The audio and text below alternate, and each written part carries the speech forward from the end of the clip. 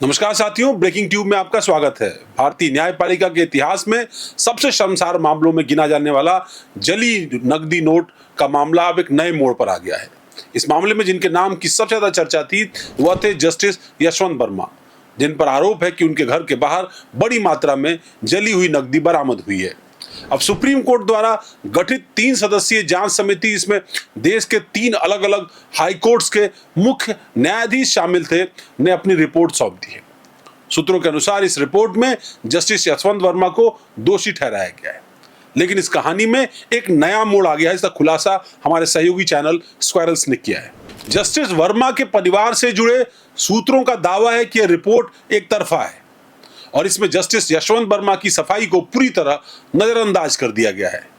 उनका कहना है कि जब यशवंत वर्मा से जांच कमेटी ने सवाल पूछे तो उन्होंने 100 से ज्यादा पन्नों में एक लिखित सफाई पेश की, जिसमें उन्होंने हर आरोप का जवाब दिया है। परिवार का कहना है कि अब तक कोई वीडियो या इलेक्ट्रॉनिक सबूत ऐसा सामने नहीं आया है जिससे साबित हो सके कि वहां वाकई में 4, 5 या 6 की संख्या में नकदी वाले बैग जो है वो बरामद हुए थे। जस्टिस वर्मा ने अपनी सफाई में इस बात से साफ इनकार किया है कि वह नकदी उनकी थी। उन्होंने अपनी सरकारी आवास का नक्शा भी कमेटी को सौंपा है, जिसमें उन्होंने ये बताया है कि नकदी मिलने वाला आउट हाउस दरअसल उनके मुख्य आवास से दूर था, वहां तक उनकी सीधी पहुंच भी नहीं थी। उन्होंने अपने सफाई में यह भी कहा है कि उस जगह कम से कम 12 लोग नियमित रूप से जाते थे, इसमें उनका स्टाफ, पीएसओ, सुरक्षाकर्मी शामिल थे।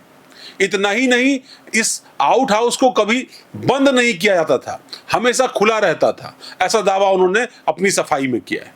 सूत्रों के हवाले से जानकारी मिली कि परिवार ने यह सवाल किया है कि अगर वाकई नकदी जस्टिस वर्मा की होती तो क्या वो बिना ताले में ऐसे खुले में रख देते। परिवार का आरोप है कि जस्टिस वर्मा ने खुद यह सवाल उठाया था कि अगर नकदी उनकी नहीं है तो जांच की जाए कि यह पैसा आखिर किसका है, लेकिन इस महत्वपूर्ण बिंदु को जांच समिति ने नजरअंदाज कर दिया। यह आरोप भी है। जब सुप्रीम कोर्ट ने आरोपों को सार्वजनिक किया तो सवाल उठता है कि जांच रिपोर्ट को भी सार्वजनिक क्यों नहीं किया जा रहा। परिवार का कहना है कि अगर पूरा मामला सार्वजनिक किया गया है तो रिपोर्ट भी जनता के सामने रखी जाए, ताकि लोग ये तय कर सके कि जस्टिस वर्मा के साथ न्याय हुआ है या अन्याय। सूत्रों के अनुसार महाभियोग के प्रस्ताव को चीफ जस्टिस की मंजूरी मिल चुकी है और यह जल्दी संसद में जाएगा। अब सवाल यह है कि क्या जस्टिस यशवंत वर्मा के पास कोई कानूनी विकल्प शेष है।